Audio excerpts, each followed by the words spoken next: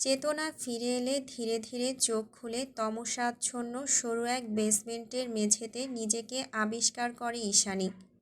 ওর চোখের দৃষ্টি এখনও ঘোলাটে। মাথাটা ভীষণ ব্যথায় টনটন করছে যেন।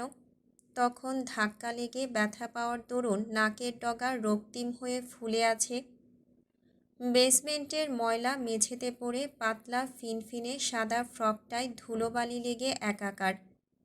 নিজেকে এহেন নাজেহাল অবস্থায় এই ভুতুড়ে বেসমেন্টে আবিষ্কার করে দীর্ঘশ্বাস ছাড়ে ঈশানী। চোখের দৃশ্যপট খানিক স্পষ্ট হতেই ভাবতে শুরু করে তখন কি হয়েছিল ওর সাথে। খানিকক্ষণ চোখ বন্ধ করে টাউন সেন্টারে ঘটে যাওয়া ঘটনাগুলো আরও একবার মস্তিষ্কে পুনরাবৃত্তি ঘটাতেই অকস্মাৎ আঁতকে ওঠে, চোখ খুলে ফেলে ঈশানী। শুষ্ক ঢোক গিলে কাপা জর্জরিত কণ্ঠে বিড়বিড়ায়, এরিস। এরিস ছিল ওটা। কিন্তু তারপর তারপর যে কি হয়েছিল সেসব কিছুই মনে নেই ওর। তবে এখন এই মুহূর্তে তিমিরে ঢাকা নিস্তব্ধ এই কালো ঘুটঘুটে বেসমেন্টে নিজেকে আবিষ্কার করে ঈশানী এতটুকু ঠিকই আন্দাজ করতে পেরেছে যে মাফিয়াদের পাপের দুনিয়া থেকে ওর মুক্তি মেলেনি। আর এটাও নিশ্চিত, মুক্তি যেহেতু মেলেনি সেহেতু ওর কপালে বেজায় দুঃখ রয়েছে। এবার আর এরিস কিছুতেই ছেড়ে দেবে না ওকে। ঈশানী জানে এরিস কতটা অত্যাচারী। ওকে নিশ্চয়ই আরও কঠিন কোনো শাস্তি দেবে সে। যদি আবারও পালানোর স্পর্ধা দেখানোর অপরাধে ওই নোংরা অপবিত্র জায়গাটাতে পাঠিয়ে দিতে উদ্যত হয়, তখন কি হবে? কি করেই বা নিজেকে রক্ষা করবে ঈশানী? না। বিষণ্ণ মনের অন্ধকার ভাবনা থেকে আচানক ছিটকে বেরিয়ে এলো ঈশা। সেই সাথে নিজের অজান্তেই ভেতর থেকে উগরে দিল ব্যথাতুর এক আর্তচিৎকার। শুনশান নিস্তব্ধ এই অন্ধকারাচ্ছন্ন জায়গায় দাঁড়িয়ে নিজের তীক্ষ্ণ গলার আওয়াজে নিজেই কেমন শিউরে উঠল।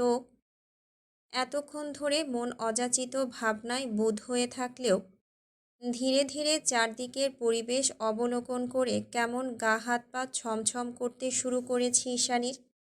এক পর্যায়ে উপান্তর না পেয়ে মস্তিষ্কের ভয় আর শরীর মনের তীব্র ব্যথায় জর্জরিত হয়ে বদ্ধ ঘরের এক কোণে জড়সড় হয়ে হাত পা গুটিয়ে বসে। দুই হাঁটুতে মুখ গুজে কাঁদতে কাঁদতে উপরওয়ালাকে ডাকে ঈশানী। অতীব সুন্দর দেখতে নীলচে মণি সেই অক্ষিযুগল ভিজে ওঠে তার অশ্রুসিক্ত নোনা জলে। কাঁদতে কাঁদতেই মেয়েটা আহত কণ্ঠে বিড়বিড়ায়, এ আমি কোথায় এসে ফেঁসে গেলাম? কেনই বা আমাকে সবসময় নিজের বোকামির মাসুল এভাবে চুকাতে হয়? এরিসের মতো মানুষকে না জেনে ভালোবাসা কি এতটাই অন্যায় ছিল যে সেই অন্যায়ের প্রায়শ্চিত্ত করতে গিয়ে গোটা জীবনটাই বিসর্জন দিতে হলো আমার? তার মানে তো মুক্তি নয়, এই বন্দি জীবনে আটকে থাকতে থাকতে মৃত্যু হবে এই দেহের। কখনোই বোধহয় আর পালাতে পারবো না আমি। আপন মনের ভাবনায় বুক ভেঙে ডুকরে কেঁদে ওঠে ঈশানী। বদ্ধ ঘরে এক ফোঁটা জলের টুপটাপ আওয়াজ পর্যন্ত নেই, অথচ পুরো বেসমেন্ট জুড়েই ক্ষণে ক্ষণে প্রতিধ্বনির ঝংকার তুলছে সরলতার বোবা কান্নার ব্যথাতুর আওয়াজ। চারদিক নিস্তব্ধ বলেই ঈশানীর মৃদু কান্নার আওয়াজ সোজা গিয়ে আছড়ে পড়ছে কংক্রিটের ভারী দেয়ালে। যদিও বা তাতে কোনোরূপ হেলদোল নেই মেয়েটার। দিন কি রাত, সকাল নাকি বিকেল, আধারে ঢাকা বেসমেন্টে সেটুকু সময়ের তারতম্যটাও বুঝে ওঠা দায়। সামনের দিকে কয়েক হাত ব্যতি রেখে বাকি পুরো দুনিয়াটাই যেন ছেয়ে আছে ঘুটঘুটে অন্ধকারে। অথচ এসবে বিন্দুমাত্র আগ্রহ না দেখিয়ে এরিসের কাছ থেকে পাওয়া অজানা কোনো কঠোর শাস্তির ভয়ে ঘন্টার পর ঘন্টা হাঁটুতে মুখ গুজে কেঁদে ভাসাচ্ছে ঈশানী। এভাবে ঠিক কতক্ষণ সময় অতিবাহিত হয় জানা নেই ঈশানীর। তবে এসবের এক পর্যায়ে হুট করেই এক ফালি উষ্ণ সোনালি সূর্যকিরণের নিয়ন আলো সমস্ত শরীর জুড়ে ঠিকরে পড়তেই আচমকা মাথা তুলে সামনে দৃষ্টিপাত করে ইস্যু। অনেকক্ষণ ধরে আঁধারে থাকার দরুন চোখ দুটোতে আলোক রশ্মির ঝলকানি এসে আছড়ে পড়ার সঙ্গে সঙ্গে আপন গতিতে খিচে বন্ধ হয়ে গেল নেত্রপল্লব জোড়া। পরক্ষণেই আবার কয়েকবার পলক ছেড়ে চোখ কষলে ধীরে ধীরে নিজেকে ধাতস্থ করে ঈশানী। আজ বহুদিন বাদে একটুখানি সূর্য উঠেছে বোধহয়। তবে এই মুহূর্তে সূর্যের উষ্ণ অভ্যর্থনাকে আলিঙ্গন করার সময় নেই, কারণ সূর্যকিরণের সাথে তাল মিলিয়ে ওর নিকটে এগিয়ে আসছে আরও একজন। তার কঠোর পদধ্বনির আওয়াজ পুরুষালী ক্লোনের মাতাল মাতাল সুঘ্রাণ, আর শক্তপোক্ত ধারালো চিবুকখানা ঈশানীর হৃদয়ে কাঁপন ধরিয়ে দেওয়ার জন্য যথেষ্ট। অথচ অতি আত্মবিশ্বাসী মেয়েটা এবারও ভুল করে বসল সবসময়ের মতোই। এরিসকে এগিয়ে আসতে দেখেও চোখে মুখে মিথ্যে আত্ম অহংকার ধরে রেখে জিদের বশে নাক ফোলাতে শুরু করে ঈশানী। ওর এখন একটাই প্রতিজ্ঞা, এরিসের কাছে কিছুতেই নিজের দুর্বলতা ধরা দেওয়া যাবে না, কখনোই না। কিন্তু সেটা কি আদৌ সম্ভব? এরিস যে ধূর্ত মানব, সে তো বহু আগেই ধরে ফেলেছে ভেতর থেকে ঈশানী যে একটা ভীতু আর ভঙ্গুর প্রকৃতির মেয়ে। নিজের সতীত্ব রক্ষার প্রশ্ন উঠলে এক নিমিষেই গতি হারায় মেয়েটা। টানাপোড়েনে উবে যায় তার আত্মবিশ্বাসের মেকি দেয়াল। এরিস অবশ্য মনে মনে ভালোই আনন্দ পায় একটু বেশি বোকা আর অতীব সরলেই মেয়েটার কর্মকাণ্ডে। কিন্তু এই মুহূর্তে দাঁড়িয়ে ভীষণ রেগে আছে এরিস। বারবারই একরত্তি মেয়েটা ওকে টেক্কা দিতে চাইছে, চোখে ধুলো দিয়ে পালানোর দুঃসাহস দেখাচ্ছে, বুঝিয়ে দিতে চাইছে এরিসের অপারগতা। অথচ রাশিয়ার মতো দেশে দাঁড়িয়ে মাফিয়া টেরোরিস্ট এরিস ইউভানের নজর থেকে পালিয়ে ফেরা যে আদৌ সম্ভব নয়, সেটা বোধহয় এখনও বুঝতে পারেনি মেয়েটা। বেসমেন্টের ভারী পাল্লার দরজা ভেদ করে ধীর পায়ে ভেতরে এগিয়ে এসে এক হাঁটু ভাঁজ করে এরিস বসে পড়ে ঈশানীর মুখোমুখি হয়ে। ঈশানী গুটিসুটি মেরে ভয়ে সিঁটিয়ে আছে, তবে চোখে মুখে ধরে রাখা মিথ্যে গাম্ভীর্যটা এখনও দৃশ্যমান। এরিসোর মুখের দিকে সামান্য ঝুঁকে এসে গলা খাদে নামিয়ে হাসকি আওয়াজে বলে, পালাতে নিষেধ করেছিলাম তোমাকে, তবুও বারবার পালিয়ে যাওয়ার স্পর্ধা দেখাচ্ছ। অন্তরে ভয় নেই? ভয় তো দূরের কথা, এরিসের অনুভূতিহীন ধূসর বাদামি চোখ দুটোতে এক ঝলক নজর বুলিয়ে ফের ঝাঁঝিয়ে উঠল ঈশানী। আমি পালাবই, যতবার ধরে আনবেন ততবার পালাবো, কারণ এটা কোনো থাকার জায়গাই নয়। এই পাপের দুনিয়াটা আপনার মতো জানোয়ারদের জন্য থাকার জায়গা হতে পারে, কিন্তু আমার মতো সাধারণ মানুষের জন্য এই জায়গাটা নরকের মতোই অশান্তিদায়ক। ঈশানীর ঝাঁঝালো কথার বিপরীতে আচমকা ওর চিবুকটা শক্ত হাতে চেপে ধরে এরিস। আগ্নেয়গিরির দাবানলের মতো রক্তিম দৃষ্টি নিক্ষেপ করে দাঁতে দাঁত পিষে কঠিন স্বরে বলে, এভাবে তেজ দেখিয়ে কথা বলা মোটেই টলারেট করি না আমি। তুমি কি এখনও বুঝতে পারোনি? আমার সঙ্গে লাগতে আসলে আমি ঠিক কী হাল করতে পারি তোমার, নাকি আবার নতুন করে বুঝিয়ে দিতে হবে সবটা? আপনি একটা অত্যাচারী, কোনো দিন ক্ষমা করব না আমি আপনাকে। ঘৃণা করি আপনার অহংকারকে, এসব মিথ্যে ক্ষমতা, প্রতিপত্তি, কর্তৃত্ব সব কিছুকে ঘৃণা করি আমি। আপনার এই পাপের দুনিয়া থেকে আমি মুক্ত হবই, আর যেদিন হব সেদিন আপনি আমার কাছে হেরে যাবেন এরিস ইউভান, আর আপনার বিপরীতে জিতে যাব আমি। একটা সরল সহজ বোকা বাঙালি মেয়ের কাছে হেরে যাবে আপনার অহংকার, দুমড়ে মুচড়ে যাবে আপনার পাষণ্ড হৃদয়। সহ্য হবে তো সেদিন?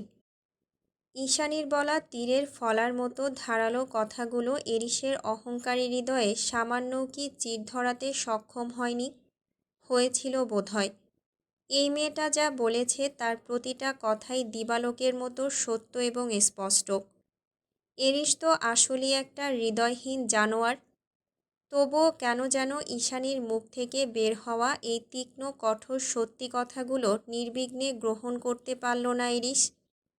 উল্টো মস্তিষ্কের নিউরনে নিউরনে রাগের হলকা দিগন্তরে ছড়িয়ে পড়ল তার, যার বহিঃপ্রকাশ ঘটল হাতের মাধ্যমে। আজ আবারও নিজের বলিষ্ঠ পুরুষালী হাত দিয়ে ঈশানীকে চড় মারতে উদ্যত হলো এরিস। এরিসকে আঘাত করার জন্য উদ্যত হতে দেখা মাত্রই আরও খানিকটা জড়সড় হয়ে চোখ দুটো খিচিয়ে বন্ধ করে নিল ঈশানী। মিয়ে যাওয়া এক ফালি সোনালি সূর্যকিরণ তখন ঠিকরে পড়ছে ঈশানীর সুশ্রী মুখমণ্ডলে। ফুপিয়ে কান্নার তোড়ে বুজে যাওয়া অক্ষিপল্লব থেকে গড়িয়ে পড়ছে নোনা জলের চিকন স্রোত। সূর্যের আলোয় অশ্রুভেজা কপলখানা চিকচিক করে দ্যুতি ছড়াচ্ছে এরিসের শূন্য চোখে। পাতলা ফিনফিনে গোলাপি অধরটা দাঁত দিয়ে কামড়ে ধরে রেখেছে নিদারুণ শঙ্কায়। অথচ ওকে এই চেহারায় অসহায় নয়, বরং আবেদনময়ী লাগছে এরিসের নিকট। মেয়েটার অসম্ভব মায়াবী চেহারার পুঙ্খানুপুঙ্খ গভীর নজরে পরখ করতে গিয়েই অকস্মাৎ হাতের গতি থেমে গেল এরিসের। উল্টো ব্যতিগ্রস্ত হয়ে আরেকটু গভীর নজরে চোখ বোলালো ঈশানীর পুতুলের মতো ঢলঢলে মুখখানায়। মেয়েটা চোখ খিচে বন্ধ করে রেখেছে, তাতেই ভেতরের হিংস্র সত্তাটা দপ করে নিভে গিয়েছে এরিসের। যদি ওই মহাসমুদ্রের মতো গভীর টলটলে নীল চোখ জোড়া খুলে রাখত, তাহলে তাহলে হয়তো চোখের সামনে থমকে যেত পুরো দুনিয়া। দ্বিতীয়বারের মতো গতি হারাত এরিসের নিষ্ঠুর পাষাণ বক্ষপিঞ্জর। মেঘমুক্ত আকাশে ঝরঝর করে নেমে আসা এক পশলা বৃষ্টিতে ভিজে যেত বরফখণ্ডের ন্যায় শীতল হৃদয়টা। এরিস কি তা আদৌ সহ্য করতে পারত? ও যে পাপী, এত পবিত্রতা কী করেই বা সহ্য করবে ওর কলুষিত আত্মাটা?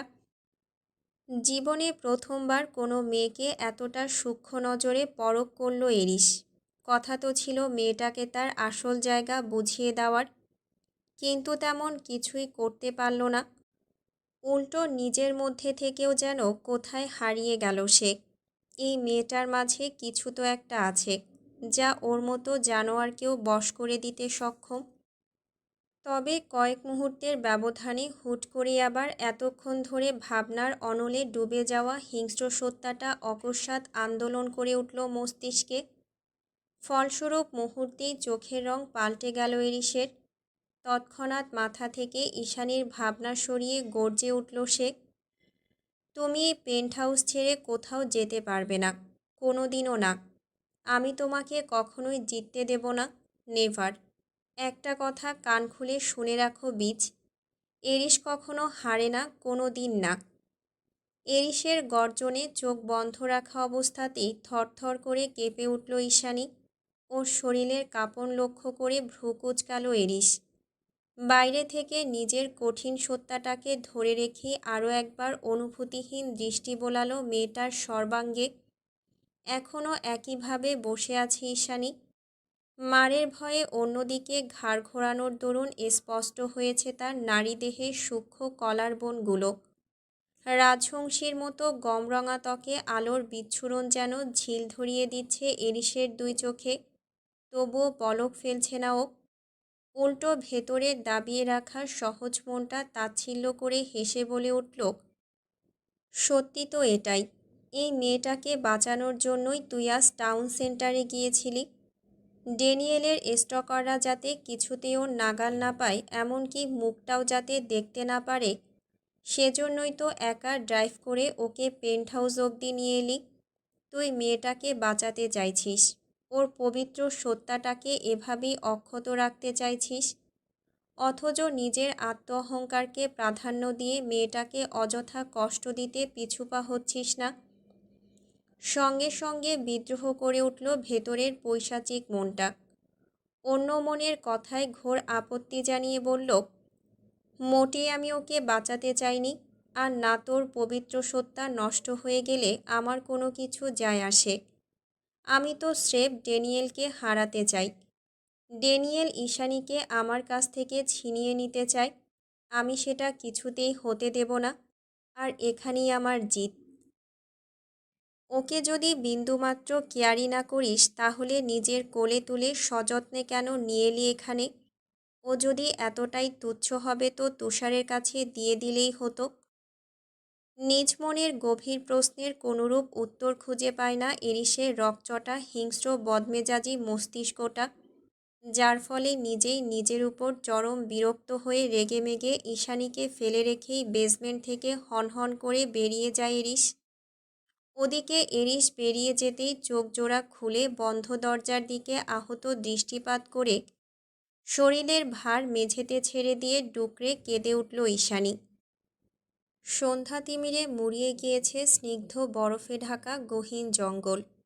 আশপাশের বিশালাকৃতির পাইন গাছগুলোর আড়াল থেকে ভেসে আসছে সাদা নেকড়েদের গা ছমছমে হাউলিং। সাধারণ কোনো মানুষ হয়তো নেকড়ে জাতির এই বিকট ভয়াতুর গর্জন শুনলে ভয়ের তোপে শিউরে উঠবে, অথচ এই গহীন জঙ্গলের মাঝে অবস্থিত বিশাল পেন্ট হাউসে বসবাসরত রুশকন্যা ফ্লোরার মাঝে কোনোরূপ হেলদোল নেই তাতে। ওর নির্বিঘ্নে কাঁচাবৃত বারান্দায় দাঁড়িয়ে নিষ্প্রভ চোখে তাকিয়ে আছে গহীন জঙ্গলের পানে। কোনো এক অজানা কারণে ওর মনটা আজ ভালো নেই, বিষণ্ণতায় ছেয়ে গেছে হৃদয়। ওই জন্যই হয়তো এই উদাসীনতা। ফ্লোরা যখন গালে হাত দিয়ে বিষণ্ণ মনে অন্ধকারাচ্ছন্ন প্রকৃতি দেখায় মশগুল, তখনই ঠক ঠক পদধ্বনিতে অফিস রুম থেকে বেরিয়ে লাউঞ্জে এগিয়ে আসে এরিস। এরিসের উপস্থিতি টের পেয়ে সচকিত হয়ে দাঁড়িয়ে পড়ল ফ্লোরা। দ্রুত বারান্দা থেকে বেরিয়ে এগিয়ে গেল এরিসের নিকট। মাথা নত রেখে সংকুচিত গলায় শুধালো, কফি দেব এরিস? এরিসের চোখ দুটো তখনও মোবাইল স্ক্রিনে নিবদ্ধ। ও সেভাবেই গমগমে আওয়াজে জবাব দিল, নো নিড। কথা শেষ করে এরিস আনমনে মোবাইল স্ক্রল করতে করতে মেন ডোরের দিকে পা বাড়ালে পুনরায় ডেকে ওঠে ফ্লোরা। কিছুটা ইতস্তত গলায় বলে, মানে ইস্যু কি? ফ্লোরার মুখে ঈশানীর ছোট্ট নামটা শোনার সঙ্গে সঙ্গেই চট করে মাথা তুলে চাইল এরিস। ঘাড় ঘুরিয়ে ফ্লোরার পানে দৃষ্টিপাত করে গম্ভীর কণ্ঠে জিজ্ঞেস করল, তুষার কোথায়? আজ ফেরেনি।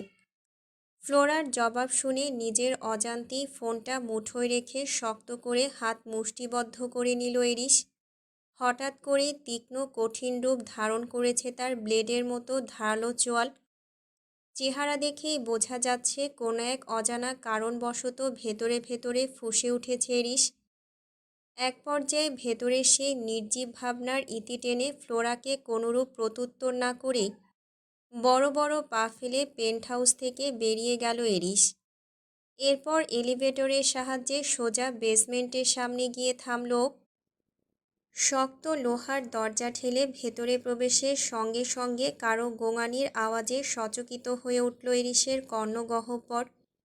এরিস জানে এটা ঈশানী, তাই এতশত না ভেবে ইস্যুর নিকট এগিয়ে সকালের মতোই হাঁটু ভেঙে বসে পড়ল ঈশানীর মুখোমুখি হয়ে। তবে সকালে সেই নাক ফোলানো মেকি তেজের ক্ষুদ্রাংশ এখন আর অবশিষ্ট নেই ঈশানীর মাঝে। হাড় কাঁপানো ঠান্ডায় স্যাঁতসেঁতে মেঝেতে শুয়ে গোঙাচ্ছে শুধু মেয়েটা। দিন দুনিয়ার আর কোনো হুঁশ নেই তার। ওর এহেন বিপর্যস্ত অবস্থা দেখে ফাঁকা দীর্ঘশ্বাস ছেড়ে নিজের খড়খড়ে আঙুলের সাহায্যে ইস্যুর অশ্রু ভেজা টকটকে রক্তরাঙা চেহারায় লেপ্টে থাকা এলোমেলো চুলগুলোকে এক সাইডে সরিয়ে হিসহিসিয়ে এরিস বলে, আগেই সতর্ক করেছিলাম তোমায়, আমার সঙ্গে লাগতে এসো না। তুমি ভেতর থেকে যতটা না সরল, বাইরে ঠিক ততটাই জেদি। তোমারই জেদি মনোভাব আজ তোমাকে এই জায়গায় এনে দাঁড় করিয়েছে, সেটা কি বুঝতে পারো না? কথা শেষ করে আর ফুসরত দিল না এরিস। হাত বাড়িয়েও লতানো কোমরটা আঁকড়ে ধরে জ্বরে পুড়তে থাকা মেয়েটাকে নিজের কোলে তুলে নিল সন্তর্পণে। ঈশাকে কোলে তুলে এরিস দাঁড়িয়ে পড়তে আবারও কয়েকটা এলোমেলো ঝুড়ো চুল এসে আছড়ে পড়ল ঈশানীর চোখে মুখে। এরিস কী ভেবে যেন এবার মুখের সাহায্যে ফু দিয়ে চুলগুলো জায়গা থেকে সরালো। অতপর ইস্যু সমেত বেসমেন্ট ছেড়ে বেরিয়ে যেতে যেতে ঈশানীর পরিশ্রান্ত ফ্যাকাশে মুখের পানে চেয়ে ঠোঁট বাঁকিয়ে হাসকি স্বরে বিড়বিড়ালো, this is third time. Aris ইউভানকে বারবার লক্ষ্যচ্যুত করছো তুমি, silly girl. You don't even know how lucky you are. পেন্ট হাউসে ফিরে এসে ঈশানীকে ওর বিছানায় শুইয়ে দিয়ে তাড়াহুড়ো পায়ে বেরিয়ে যেতে অগ্রসর হয় এরিস। ঠিক তখনই জ্বরের ঘোরে বুঁদ হয়ে থাকা অবচেতন ঈশানী টেনে ধরে এরিসের কনিষ্ঠ আঙুল। হঠাৎ আঙুলের ভাঁজে নরম হাতের পিছু টানে ভ্রুকুঞ্চিত করে ঘাড় ঘোরালো এরিস। দেখল চোখ বন্ধ রেখেই ওর আঙুল টেনে ধরে কি যেন বিড়বিড় করছে ঈশানী। তার চেয়েও বেশি উদ্বেগের বিষয় হলো প্রচণ্ড জ্বরের তোপে ঝলসে যাচ্ছে মেয়েটার শরীর। এত সব বোঝার মতো ছেলে এরিস নয়, দরদ দেখানোর ধাঁচে নেই। কিন্তু এই যে ঈশানীর আঙুল টেনে ধরা, এটা বোধহয় এই জীবনে প্রথমবার উপলব্ধি করল। একটা নরম তুলতুলে কচি হাত ও শুষ্ক খড়খড়ে আঙুলটা নিজের অজান্তেই শক্ত করে আঁকড়ে ধরে আছে। খানিকক্ষণ ঈশানীর ফ্যাকাশে মুখটার দিকে শূন্য চোখে তাকিয়ে থেকে অকস্মাৎ গমগমে আওয়াজে এরিস বলে ওঠে, "কি চাই?" জ্বরের ঘোরেই আলতো ঠোঁট নাড়িয়ে জবাব দেয় ঈশানী, "দয়া করে এটা করবেন না অরণ্যক। আমি ওই নোংরা জায়গায় কিছুতেই যাব না। আপনার কাছে মিনতি করছি, আমাকে ওখানে পাঠাবেন না। আমি যে পবিত্র।" কথা বলতে বলতেই ঠোঁট ফুলিয়ে কেঁদে ওঠে ঈশানী। এরিসোর হাতটা ছাড়িয়ে হাত দুটো পকেটে পুরে শটান দাঁড়িয়ে থেকে জবাব দিল, "কোথাও যাওনি তুমি, কেউ তোমাকে কোথাও পাঠাচ্ছে না। তুমি এখনও পবিত্রই রয়েছ, just like the first day." কথা শেষ করে আর এক মুহূর্তের জন্য পিছু ফিরে তাকায় না এরিস, সোজা গটগটিয়ে বেরিয়ে যায় রুম থেকে।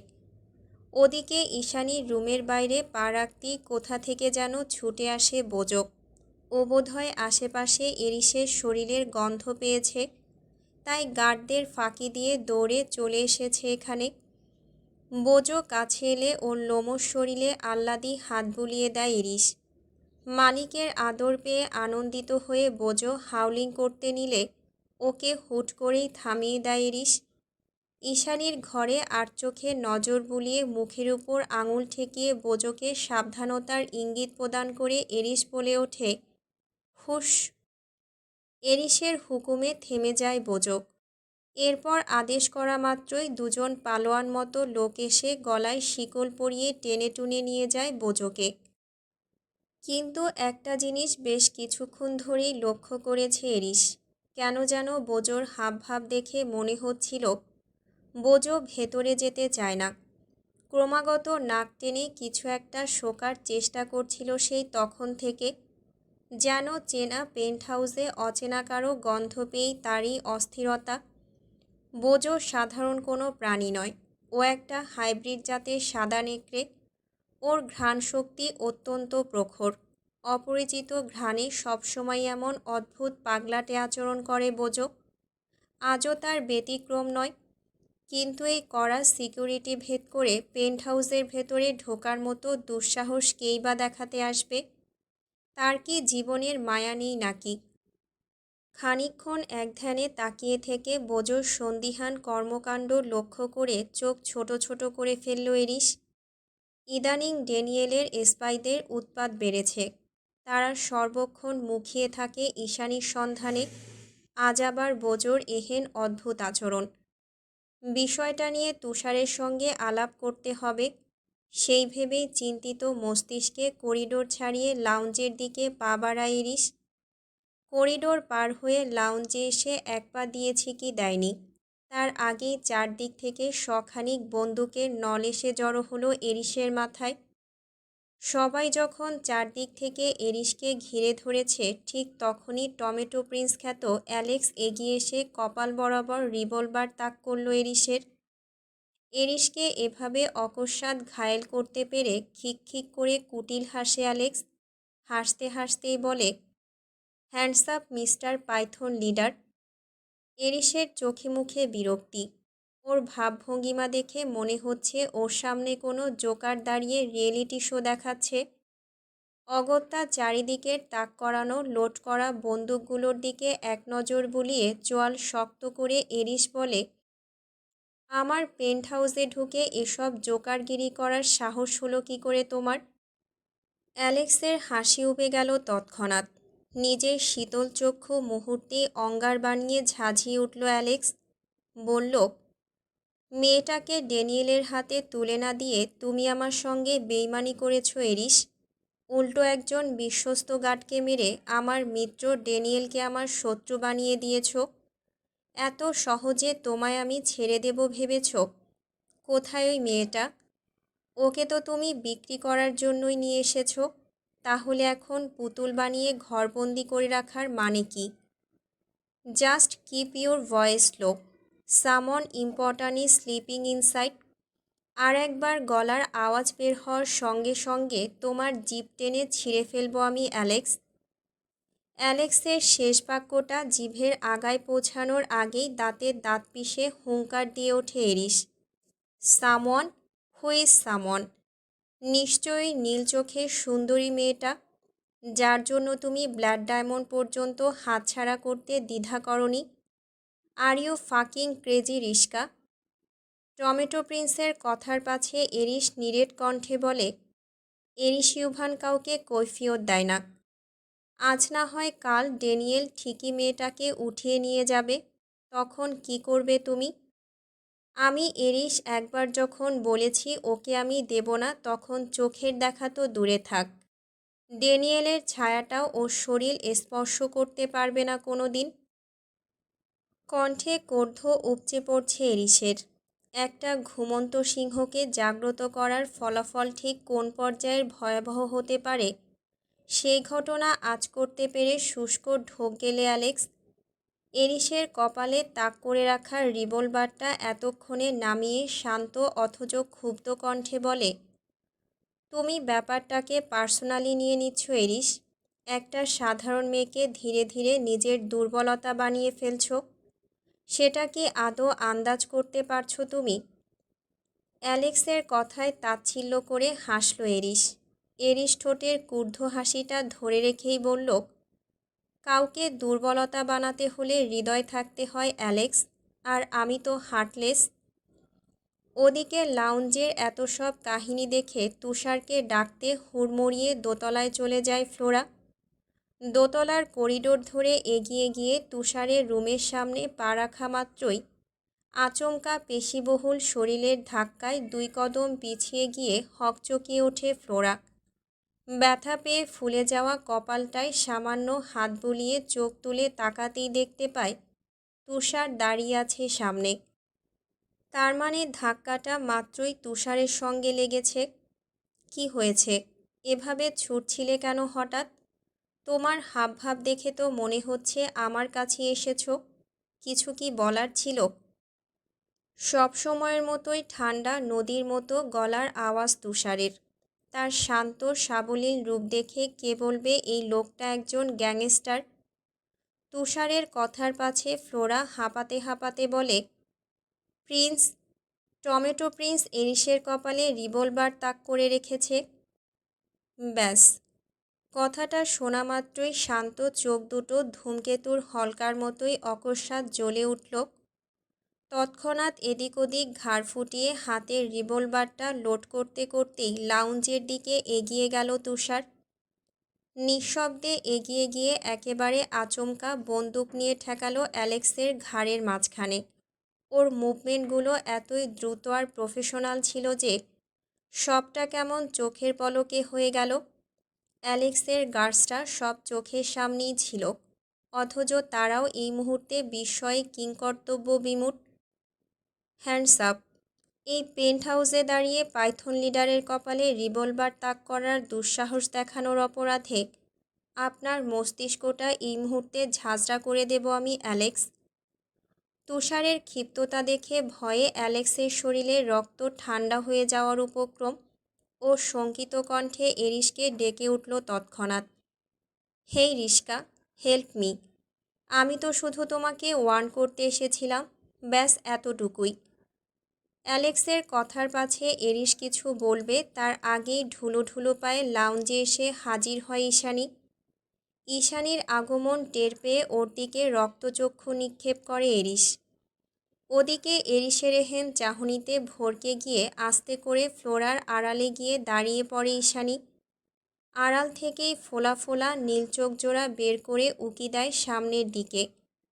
ঈশানী উকি দিলে অ্যালেক্স ওর চোখে চোখ রেখে কৌতূহলী কণ্ঠে বিড়বিড় করে বলে, এত ইনোসেন্ট কি করে সম্ভব? এই মেয়েটা এরিসের কাছে কি করেই বা সুরক্ষিত রয়েছে এতগুলো দিন? পরক্ষণেই চোখ সরিয়ে এরিসকে উদ্দেশ্য করে বলে, রিস্কা, আর ইউ শিওর তুমি সত্যি এই ইনোসেন্ট মেয়েটাকে নিজের পাপের দুনিয়ায় সেফ রাখতে চাইছো? Isn't it funny? অ্যালেক্সের কথায় কর্ণপাত করে এরিসও এবার ঘাড় ঘুরিয়ে চাইল পেছনে। ক্ষণিকের জন্য নিজের ধূসর বাদামি অনুভূতিশূন্য চোখ দুটো স্থাপন করল সরলতার সমুদ্রের মতো গভীর নীল জলজলে চোখে। এ যেন খাঁ মরুভূমির বুকে আঁকাবাঁকা স্বচ্ছ এক নীলনদ। অগণিত পাপের স্তূপে ঢাকা পড়ে যাওয়া অন্ধকারাচ্ছন্ন কালো দুনিয়ার মাঝেই এক টুকরো জোনাকির আলোর মতোই মৃদু স্নিগ্ধ পবিত্র রোশনাই। চোখের দৃষ্টি অবিচল রেখেই অনিমেষ কণ্ঠে বিড়বিড়ালো মাফিয়া বস, ইনোসেন্ট বলেই দৃষ্টি ফেরাতে পারছি না, কিছুতেই পারছি না। মস্কোতে তুষারপাত হচ্ছে অবিরত। বাইরের প্রকৃতি বরফের আস্তরণে ঢাকা পড়ে ধারণ করেছে শ্বেত বগের মতোই ধবধবে সাদা বর্ণ। প্রচণ্ড ঠান্ডায় জনজীবন ব্যাহত হওয়ার উপক্রম। অথচ বছরের এই সময়গুলোতেই মাফিয়ারা থাকে সবচেয়ে বেশি সক্রিয়। মাফিয়াদের আন্ডারগ্রাউন্ড ক্লাবগুলোতে চলতে থাকে ড্রাগ আর অস্ত্রের রমরমা ব্যবসা। যদিও এই মুহূর্তে ক্লাবে উপস্থিত নেই এরিস। গতকালকে টমেটো প্রিন্সের ঘটনার জের ধরে তার মস্তিষ্কে ছড়িয়ে পড়েছে বিশ্বাসঘাতকতার জ্বলন্ত এক তীব্র অগ্নুৎপাত। যে গার্ডগুলো কাল টমেটো প্রিন্স আর তার দলবলকে পেন্ট হাউসে ঢুকতে দিয়েছে, তাদের কি এত সহজে ছেড়ে দেবে এরিস? কখনোই না। এরিসের টপ ফ্লোরের পেন্ট হাউস আর নিচের বেসমেন্ট ব্যতি রেখে ভবনের নিচের অংশ পুরোটাই স্টাফ এবং গার্ডসদের জন্য বরাদ্দ। আপাতত এই মুহূর্তে স্টাফ কোয়ার্টারে লাউঞ্জে বসে আছে এরিস। একটা বড়সড় ডিভানে গা ছড়িয়ে বসে পা দুটো আড়াআড়ি করে তুলে রেখেছে সামনের সেন্টার টেবিলের উপর। সেন্টার টেবিলটা ভীষণ দামি আর নান্দনিক। পৃথিবীর সবচেয়ে এক্সপেন্সিভ কাঁচ দিয়ে বানানো হয়েছে এটা। ভেঙে গেলে বিশাল লস। তাতেও বিন্দুমাত্র ভ্রুক্ষেপ নেই মাফিয়া বসটার। শুধুমাত্র এরিস কেন, এই মুহূর্তে নতজানু হয়ে ওর সামনে দাঁড়িয়ে থাকা গার্ডসদের কারোরই কোনোরূপ নজর নেই ওসব টেবিল ফেবিলের দিকে। তারা তো স্রেফ নিজেদের জীবনের শঙ্কায় উদ্গ্রীব। কোনো মতে এই যাত্রায় প্রাণে বেঁচে গেলে হয়। এরিসের পাশেই পেছনে দুই হাত রেখে শটান দাঁড়িয়ে আছে তুষার। ওর মুখমণ্ডল বরাবরের মতোই সাবলীল। চোখ মুখ জুড়ে গাঢ় হয়েছে ভয়াবহ নির্জীবতা। যেন বিচলিত হওয়ার মতো কিছুই ঘটছে না আশেপাশে। বেশ অনেকক্ষণ ধরে নীরবতা বিরাজ করছে পুরো লাউঞ্জ জুড়ে। গার্ডদের মুখমণ্ডল ঘর্মাক্ত। এই কনকনে ঠান্ডার মাঝেও নিঃশব্দে দরদরিয়ে ঘামছে তারা। এই মুহূর্তে আওয়াজ তো দূরে থাক, স্বাভাবিক শ্বাস প্রশ্বাস নিতেও প্রচণ্ড বেগ পেতে হচ্ছে তাদের। প্রবল আতঙ্কে রুহুটা গলায় উঠে এসেছে যেন। অবশেষে সকলের ভাবনার ছেদ ঘটিয়ে নীরবতা ভাঙল এরিস। হাতে থাকা রিভলভারটার সাহায্যে খানিক কপাল চুলকে গাল দিয়ে জিভ ঠেলে রাশভারী আওয়াজে সে বলল, কাল সন্ধ্যায় যে কয়েকজন পেন্ট হাউসের সুরক্ষার দায়িত্বে ছিলে তারা সামনে এসো, রাইট নাও। নিস্তব্ধতার মাঝে এরিসের কর্কশ হুকুম যেন এক অজানা আতঙ্ক ছড়িয়ে দিল সকলের মন মস্তিষ্কে। কয়েকজন গার্ডস শুষ্ক ঢোক গিলে একে অপরের দিকে তাকিয়ে চোখাচোখি করছে শুধু। তাদের চোখের চাহনি লক্ষ্য করে ঠোঁট বাঁকিয়ে বিদ্রুপাত্মক হাসল এরিস। অতপর চোখের মাঝে কর্ধ্য টেনে হুঙ্কার দিয়ে বলে উঠল, don't waste my valuable time bastard. এরিসের মারাত্মক হুঙ্কারে পুরো লাউঞ্জ কেঁপে উঠল এবার। মুহূর্তেই হাঁটু ভেঙে ধপ করে একযোগে মেঝেতে বসে পড়ল লাউঞ্জে উপস্থিত সকল গার্ডস। ওদের মধ্যে একজন গার্ড হৃদয়ে খানিকটা সাহস সঞ্চার করে ভয় জর্জরিত গলায় রাশিয়ান ভাষায় ক্ষমা প্রার্থনা করে বলে উঠল, আমাদের দোষ নেই boss. Tomato prince, don't give any fucking excuse. এরিসের কাট আদেশে জিহ্বার আগায় আটকে থাকা বাকি কথাটুকু বিনা বাক্যে গলাধঃকরণ করে নিল লোকটা। লোকটার দিক থেকে চোখ ঘুরিয়ে তুষারের পানে দৃষ্টি নিক্ষেপ করল এরিস, যে এখনও একইভাবে জীবন্ত মূর্তির ন্যায় ঠায় দাঁড়িয়ে আছে ওর পাশে। মূর্তিমান তুষারের দিকে তাকিয়ে সাবলীল কণ্ঠে এরিস শুধালো, সব কিছু রেডি? তৎক্ষণাৎ প্রত্যুত্তর করল তুষার, ইয়েস। তাহলে আর দেরি কিসের? বোঝো অনেক দিন স্ন্যাক্সের স্বাদ গ্রহণ করে না, আজকে না হয় একটু ভুরি ভোজ করুক। রিভলভারটা আঙুলের ডগায় ঘোরাতে ঘোরাতে গম্ভীর আওয়াজে কৌশলী আদেশ করল এরিস। ওর কথার আগামাথা ঘূর্ণাক্ষরেও কিছু বুঝে উঠতে পারল না অপরাধী গার্ডসগুলো। ওদিকে এরিসের আদেশ পাওয়া মাত্রই তুষার অন্য গার্ডসদের চোখের ইশারা দিয়ে বলল, নিয়ে যাও। সঙ্গে সঙ্গে কতগুলো পালোয়ানের মতো দেখতে নিগ্রো গার্ডস এগিয়ে এসে ফাঁসির আসামিদের মতোই হাত পা বেঁধে একটা কালো কাপড়ে আবৃত করে ফেলল গার্ডসগুলোর মুখমণ্ডল। অতপর মাথায় বন্দুক ঠেকিয়ে সবগুলোকে টেনে হিঁচড়ে নিয়ে যেতে লাগলো বেসমেন্টের দিকে। মুহূর্তেই হাহাকার, চিৎকার আর প্রাণে বাঁচার তীব্র আকুতিতে হৈ হৈ করে উঠল পুরো স্টাফ কোয়ার্টার। সেসব ব্যথাতুর আওয়াজ কর্ণগহ্বর ছাপিয়ে হৃদয় অবধি পৌঁছালো না ইরিসের। কী করেই বা পৌঁছাবে? ও তো একটা হৃদয়হীন জানোয়ার। পৃথিবীতে কারোর কান্নাকাটি, হাহাকার, এমনকি নিগুড় আত্মচিৎকার কোনো কিছুই বিচলিত করে দিতে পারে না ইরিসকে, একমাত্র ঈশানী ছাড়া। কোনো এক অজানা কারণে ওই মেয়েটার কান্না দেখলে পুরো দুনিয়া ধ্বংস করে দিতে ইচ্ছে করে ইরিসের। মাথা ঠিক থাকে না একদম। কি অদ্ভুত এক বিরক্তিকর অনুভূতি। আবারও সেই ঈশানী। মেয়েটা অদৃশ্য বলয়ের মতো চোখের সামনে না থেকেও মস্তিষ্কে ঘুরপাক খাচ্ছে সারাক্ষণ। এরিস বিরক্ত হলো। সাবলীল মুখশ্রী, সুঢল ললাট দিয়ে সব কিছু কুঁচকে যায় হঠাৎ। অগত্যা বাইরের চেঁচামেচি আর মস্তিষ্কের ভাবনা দুটোই এড়াতে দুই কানে এয়ারপড গুঁজে ডিভানে মাথা এলিয়ে দিয়ে অক্ষিপল্লব বন্ধ করে নেয় নির্বিঘ্নে। ওদিকে বেসমেন্টের দিকে এগিয়ে যাওয়ার সময় ওই নিগ্রো দানবীয় গার্ডসগুলোর মধ্যে একজন পেছনে ঘুরে তুষারের উদ্দেশ্যে জিজ্ঞেস করল, কোন সেলে রাখবো বস? তুষার ফোঁস করে একটা দীর্ঘশ্বাস ছেড়ে হৃদয়ের দূষিত বাতাসটুকু আলগোছে বের করে দিয়ে তীর্যক অথচ মসৃণ কণ্ঠে বলল, অফকোর্স টর্চার সেলে। লাউঞ্জ ত্যাগ করে এলিভেটরের মাধ্যমে সোজা বেসমেন্টে চলে যায় গার্ডসগুলো। ওরা চলে গেলে তুষার দৃষ্টিপাত করে এরিসের দিকে। নির্জীব শান্ত গলায় আধশোয়া এরিসকে উদ্দেশ্য করে বলে, আপনি কখনোই গার্ডসদের টর্চার সেলে পাঠাতেন না, কিন্তু আজ হঠাৎ? এরিস চোখ দুটো বন্ধ রেখে গমগমে আওয়াজে বলল, পাইথন প্যারাডাইসে বিশ্বাসঘাতকের কোনো স্থান নেই তুষার। কাল আমি পেন্ট হাউসে উপস্থিত না থাকলে কি হতে পারত ভেবে দেখেছ একবারও? তুষার ভালো করেই জানে কাল এরিস না থাকলে হয়তো ঈশানীকে তুলে নিয়ে যেত ওরা, কারণ এটাই আপাতত ওদের মোক্ষম উদ্দেশ্য। এরিস নিজের স্বার্থ ত্যাগ করে একরত্তি মেয়েটাকে প্রোটেক্ট করতে চাইছে বারবার।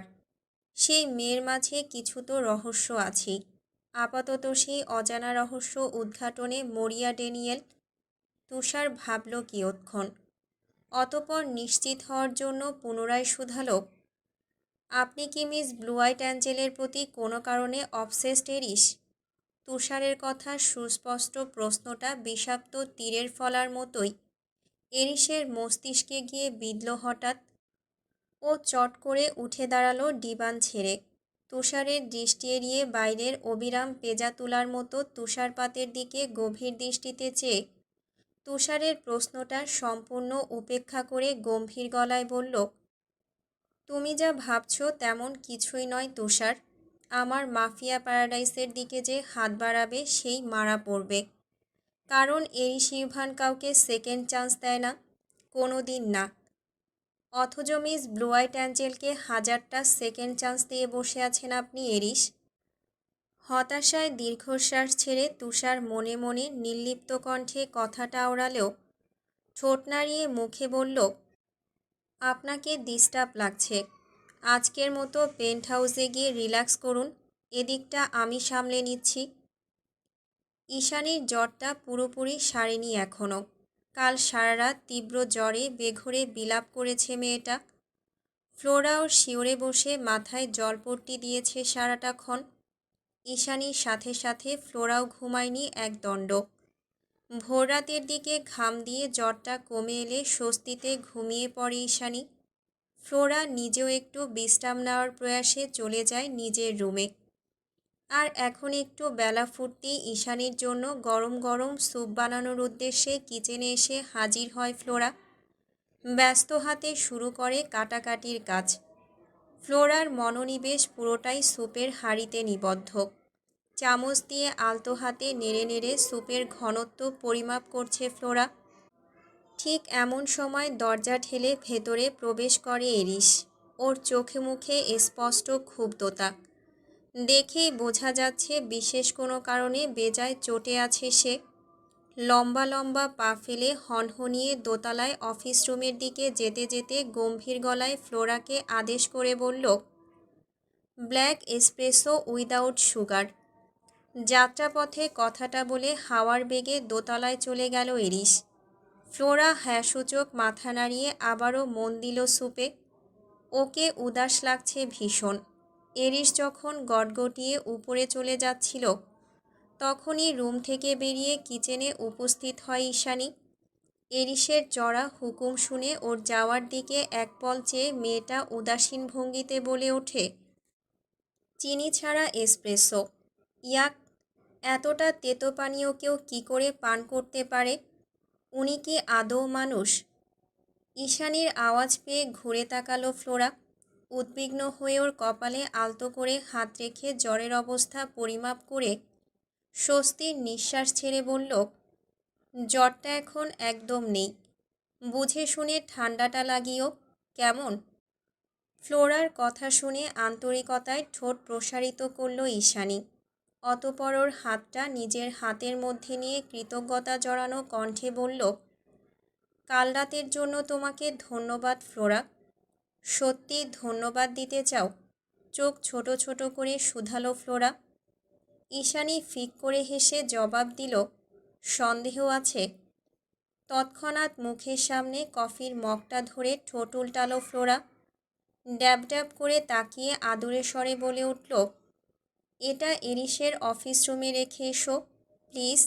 চিন্তা নেই, দেখা নাও হতে পারে, কারণ এরিস এই সময় নিজের কক্ষে থাকে। আর যদি দেখা হয়ে যায় তাহলে। ফ্লোরা কথা শেষ করার আগেই ঈশানী চোখ ছোট ছোট করে সন্দিহান গলায় বলল, তুমি কি কোনো কারণে ভয় পাচ্ছ ফ্লোরা? নিম্ন চাহনিতে উপর নিচ হ্যাঁসূচক মাথা দোলালো ফ্লোরা। বলল, ও রেগে আছে বোধহয়। ঈশানী নতুন উদ্যমে শুধালো, তুমি এরিসকে ভয় পাও? তুষারকে আরও বেশি। মিনমিনিয়ে কথাটা বলে ফ্লোরা। ঈশানী আর কথা বাড়ায় না। ফ্লোরার হাত থেকে কফির মগটা নিয়ে ধীর কদমে এগিয়ে যায় এরিসের অফিস কক্ষের দিকে।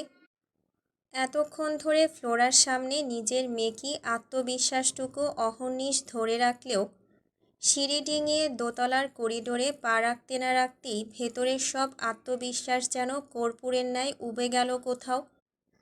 বুকের ভেতর জমে থাকা নিদারুণ আতঙ্ক আর দ্বিধাগ্রস্ততাটুকু একপাশে সরিয়ে ভীত হরিণীর ন্যায় কুণ্ঠিত কদমে সামনের দিকে এগিয়ে যেতে লাগলো মেয়েটা।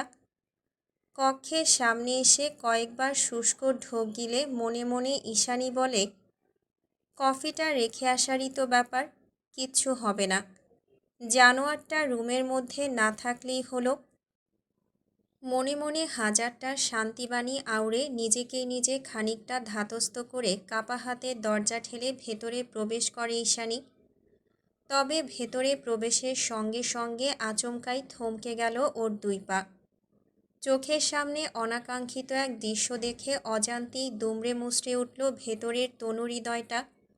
হৃদয়ের সঙ্গে তাল মিলিয়ে ঠক ঠক করে কম্পিত হলো হাতের মুঠোয় রাখা নিশ্চল কফি মগটাও।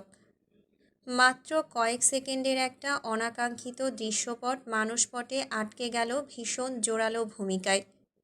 একবার, শুধুমাত্র একটা বার সামনে তাকিয়েছিল ঈশানী। ঠিক তখনই অক্ষিযুগল থমকে গেল সামনের সেই অনাকাঙ্ক্ষিত দৃশ্যের মাঝে। অফিস কক্ষের চেয়ারে নির্বিঘ্নে মাথা এলিয়ে দিয়ে গা ছড়িয়ে বসেছিল এরিস। ভীষণ আয়েসে চোখ দুটো বন্ধ করে রেখেছিল। এরিসের সামনেই হাঁটু গেড়ে বসে ওর নেভি ব্লু রঙা সিল্ক শার্টের বোতামগুলো একে একে খুলে ফেলছিল অতীব সুন্দরী এক আবেদনময়ী রুশ তরুণী। মেয়েটার হাত দুটো অবলীলায় পড়েছিল এরিসের ঢেউ খেলানো বলিষ্ঠ পুরুষালী বুকের উপর।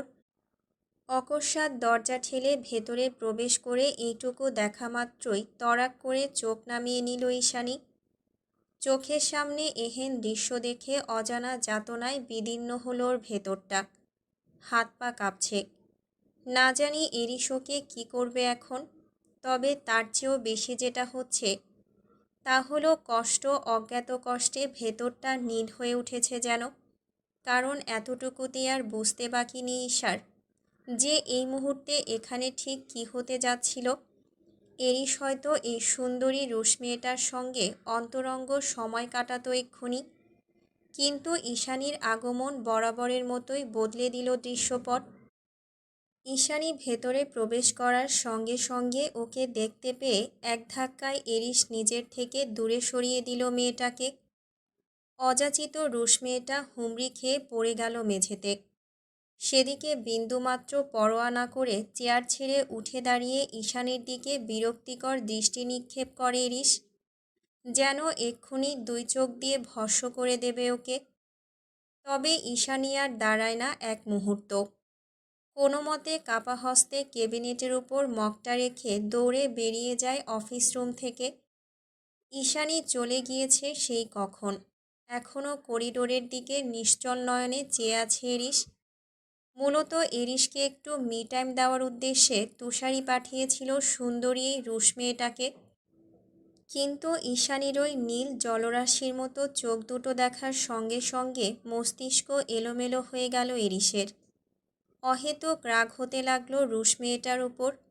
মেয়েটার আবেদনময়ী আলতো স্পর্শে বিরক্তিতে চিরবিরিয়ে উঠল ভেতরটা। সহসা ওর বিরক্তিকর স্পর্শ সহ্য করতে না পেরে মেয়েটাকে চোখের সামনে ধাক্কা মেরে ফেলে দিল এরিস। খানিকক্ষণ বাদে চড়াত করে ওঠা মস্তিষ্কটা কিঞ্চিত শান্ত হলে নিজ হাতে শার্টের বোতামগুলো লাগাতে উদ্যত হয় এরিস। তখনই রুশ মেয়েটা পুনরায় কাঁধে হাত রাখল ওর। মেয়েটার চোখে মুখে প্রবল আতঙ্কের ছাপ। তবুও পেমেন্টের আশায় সে সাহস করে ডাকল এরিসকে। কণ্ঠে আকুলতা টেনে বলল, লেটস কন্টিনিউ স্যার। এরিস তৎক্ষণাৎ নিজের কাঁধ থেকে এক ঝটকায় সরিয়ে দিল মেয়েটার হাত। দুই আঙ্গুলে কপাল স্লাইড করতে করতে গমগমে স্বরে বলল, গেট লস্ট। এরিসের কথায় চলে গেল না মেয়েটা, বরং ওর শরীরে হাত দেওয়ার জন্য উদ্যত হলো পুনরায়। যার পূর্বাভাস আজ করতে পেরে সঙ্গে সঙ্গে কোমরের খাস থেকে রিভলভার বের করে মেয়েটার মুখের মধ্যে রিভলভারের নলটা অকস্মাৎ ঢুকিয়ে দেয় এরিস। এরিসের কাণ্ডে আত্মা শুকিয়ে কাঠ হয়ে গেল রুশ মেয়েটার। ভয়ের চোটে চোখ দুটো বেরিয়ে আসতে চাইল কোটর ছেড়ে। মৃত্যু ভয়ে জর্জরিত হয়ে মেয়েটা হাউমাউ করে কেঁদে ওঠে। বহু কষ্টে গলার আওয়াজ বের করে বলতে চায় কিছু, কিন্তু রিভলভারের কারণে সেই আওয়াজ স্পষ্ট নয়। অগত্যা হাত জোর করে ইশারা ইঙ্গিতে এবারের মতো এরিসের নিকট নিজের প্রাণ ভিক্ষা চাইল সে। এরিস নির্দয়। মেয়েটার এসব কান্নাকাটিতে ওর কিছুই যায় আসে না। ও একইভাবে রিভলভারের নলটা দিয়ে মেয়েটার মুখ চেপে ধরে দাঁতে দাঁত পিষল। কর্ধান্বিত আওয়াজে বলল, আর এক সেকেন্ডও যদি আমার চোখের সামনে থেকেছ তাহলে ভেতরের লোড করা সব কয়টা গুলি নিঃশ্বাস তোলার আগেই পেটে চালান হয়ে যাবে তোমার। Am I clear bitch? এরিসের কথায় জোরে জোরে মাথা ঝাঁকায় ক্রন্দনরত মেয়েটা। Just get lost. মেয়েটার মুখ থেকে রিভলভার সরিয়ে হুঙ্কার দিয়ে উঠল এরিস। তৎক্ষণাৎ মাফিয়া বসটার হাত থেকে ছাড়া পেয়ে কোনো মতে প্রাণ নিয়ে ছুটে পালালো অতীব সুন্দরী সেই রুশ তরুণী। মেয়েটা অফিস রুম ত্যাগ করলে একটা চাপা দীর্ঘশ্বাস ছেড়ে ধপ করে কাউচের চেয়ারে বসে পড়ে এরিস। থমথমে মুখে হাত বাড়িয়ে কেবিনেট থেকে তুলে নেয় কফির মগটা। তেতো কফিটা ঠান্ডা হওয়ার দরুন স্বাদটা বিস্বাদে পরিণত হয়ে গিয়েছে পুরোপুরি। কাউচে গায়ে দিয়ে আপাতত সেই বিশ্রী স্বাদের কফিটাই চোখ বন্ধ করে উপভোগ করায় ব্যস্ত ইরিশ। চোখ খিচে দৌড়াতে দৌড়াতে এক পর্যায়ে ঈশানী গিয়ে পৌঁছালো খোলা ছাদ বারান্দায়। বাইরে আজ রোদ উঠেছে বেশ। সূর্যের মৃদু রশ্মিতে গলতে শুরু করেছে পায়ের নিচের কঠিন বরফের আস্তর। এতক্ষণ ধরে ছুটে আসার দরুন হাঁপাচ্ছে ঈশা। আজ বহুদিন বাদে একটুখানি খোলা আকাশ দেখল, মনটা তাও বিষণ্ণ। খানিকক্ষণ আগে দৃশ্যটা ক্রমাগত ভেসে উঠছে মানসপটে। এরিসের মতো একটা নির্দয় মাফিয়া বসের জন্য কষ্ট হওয়ার কথা ছিল না কোনো কালই। এরিসোর অত্যাচারী। ঈশানীর এই করুণ পরিণতির পেছনে একমাত্র দায়ী এরিস ইউভান। তবু এই অপ্রীতিকর দৃশ্যটুকু দেখার পর থেকে হৃদয়ের কোথাও একটা পুড়ছে খুব। বুকের ভেতরে রয়ে যাওয়া এই সুপ্ত ভেজা ভঙ্গুর অনুভূতিগুলো ঘৃণা করে ঈশানী, বড্ড ঘৃণা করে। কারণ সেই প্রথম দিন থেকে এই অবাধ্য অনুভূতিরাই ওর ভেঙে যাওয়ার একমাত্র কারণ।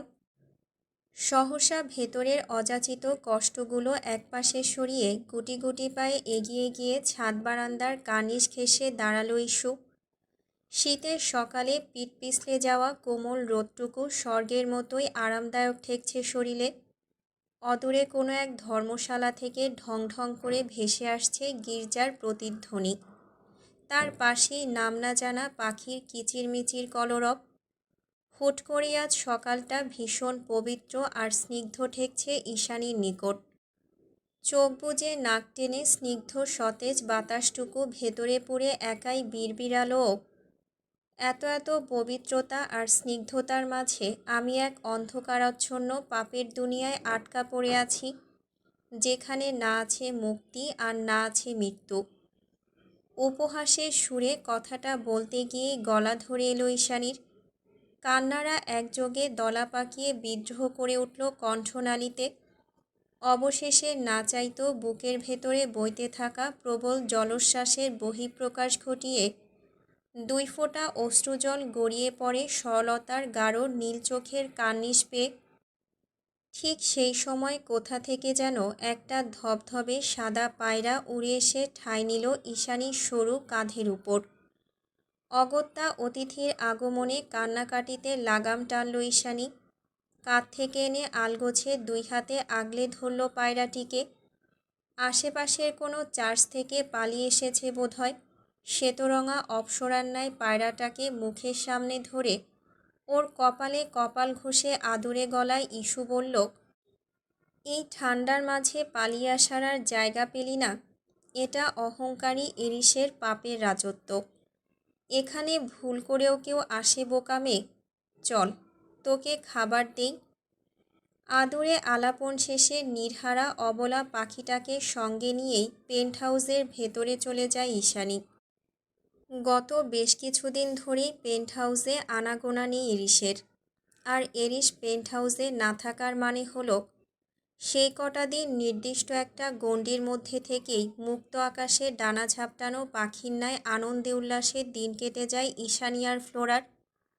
খুশির দিনগুলোতে মন খারাপ ছুঁতে পারে না ওদের। দুঃখগুলো পাছে হটিয়ে নিগুড় উল্লাসে সর্বক্ষণ মেতে থাকে দুজন। আজ তেমনই একটা দিন। এরিস, তুষার কেউই পেন্ট হাউসে ফেরে না ইদানিং। নিশ্চয়ই কোনো মিশন ফিশনে আটকা পড়েছে তারা। ওদিকে আজ সকাল থেকেই বৃষ্টির গতিতে তুষারপাত হচ্ছে আকাশ ছাপিয়ে। ভেলভেটের ন্যায় মসৃণ শুভ্র তুষারের আড়ালে ঢাকা পড়েছে প্রকৃতি। অথচ এই বিরূপ আবহাওয়ার মাঝেই এক বালতি জামা কাপড় ভিজিয়ে উদাস মুখে বসে আছে ফ্লোরা। ওর চোখে মুখে আহাজারি সুস্পষ্ট। মেয়েটাকে এমন মনমরা হয়ে বসে থাকতে দেখে ঈশানী ভ্রু কুঁচকে বলল, এই মেয়ে, মাফিয়াদের সঙ্গে থাকতে থাকতে আক্কেল জ্ঞান কি সব সাবান ফেনার সাথে গুলে খেয়েছ? এভাবে কেন বলছো? বিরস মুখে ঠোঁট উল্টালো ফ্লোরা। এভাবে বলবো না তো কিভাবে বলবো? ঘরে এতগুলো ওয়াশিং মেশিন থাকতে তুমি বালতি ভরে কাপড় কেন ভিজিয়েছ? এখন এগুলো কই শুকাতে দেবে শুনি? তুষার হাতে পরিষ্কার করা জামা কাপড় ছাড়া একদম পরে না। ওই জন্যই তো। বুঝলাম। ফোঁস করে নিঃশ্বাস ছেড়ে কথাটা বলে ঈশানী। কিন্তু এই সময় এমন মনমরা মলিন চেহারার ফ্লোরাকে দেখতে একদমই ভালো লাগছে না ওর। তাই ওকে হাসানোর চেষ্টায় দুষ্টুমি করে ভেজানো কাপড় থেকে একটুখানি সাবান ফেনা নিয়ে লাগিয়ে দিল ফ্লোরার নাকের ডগায়। এই একটুখানি দুষ্টুমিতে গা ভাসিয়ে ফ্লোরা নিজেও যে ঈশানীর সঙ্গে পাঙ্গা নিয়ে ফেনা মাখামাখি শুরু করে দেবে, সেটা বোধহয় কল্পনা তো অনুমান করেনি ইস্যু।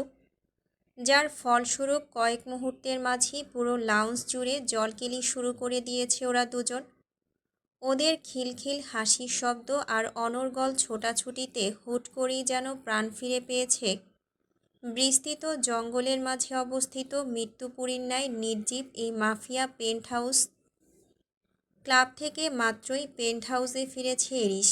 ইদানিং পাইথন প্যারাডাইসের বিভিন্ন বিজনেস ক্লাবে ড্যানিয়েলের বেশ কিছু এসপাই ঢুকে পড়েছে।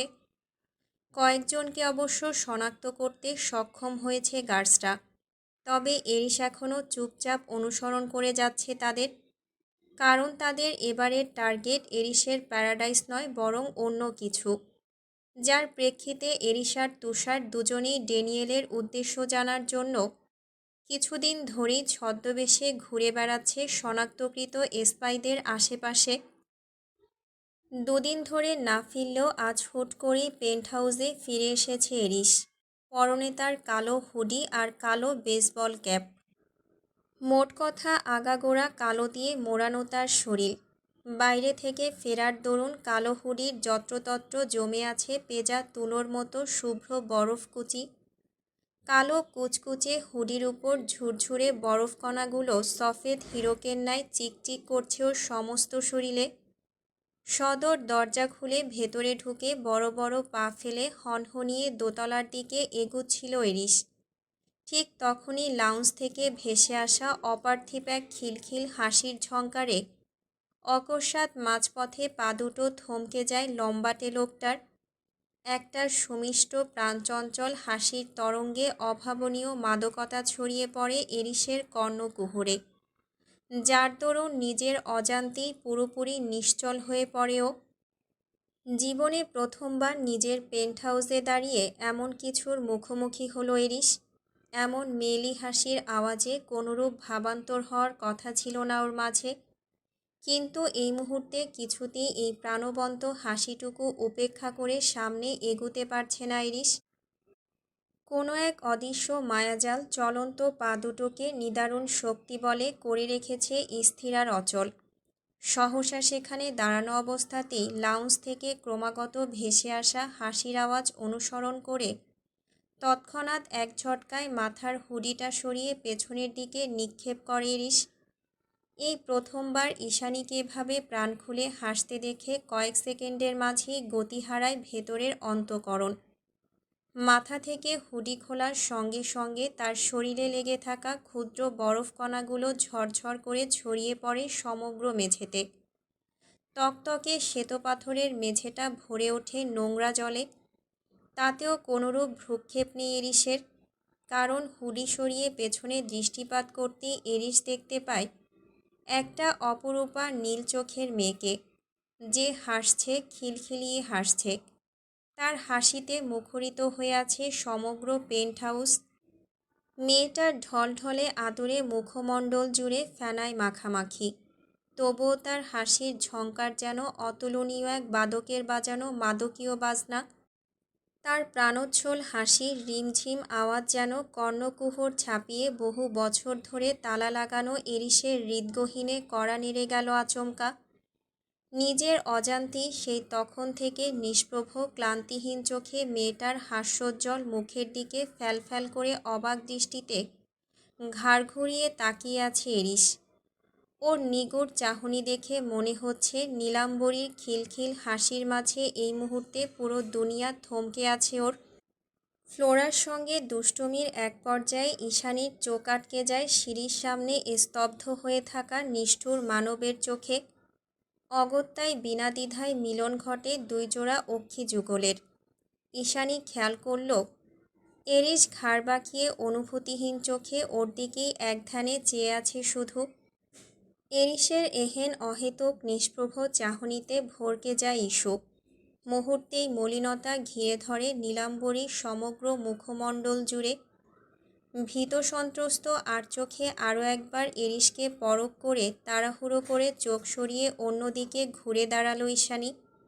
ঈশানী ওপাশ ঘোরার সঙ্গে সঙ্গে চোখের পলক ছাড়ে এরিস। পরক্ষণেই ধ্যান ভেঙে নিজের চিরাচরিত সত্তায় ফিরে এসে সামনে ঘাড় ঘুরিয়ে তড়িঘড়ি করে লম্বা লম্বা পা ফেলে সিঁড়ি ভেঙে সোজা এগিয়ে যায় দোতলায় তার অফিস রুমের দিকে। যেতে যেতেই বুকের বাম পাশে হাত বুলিয়ে আনমনে বিরক্তির স্বরে বিড়বিড়ায় সে, shit, again something is burning in my chest.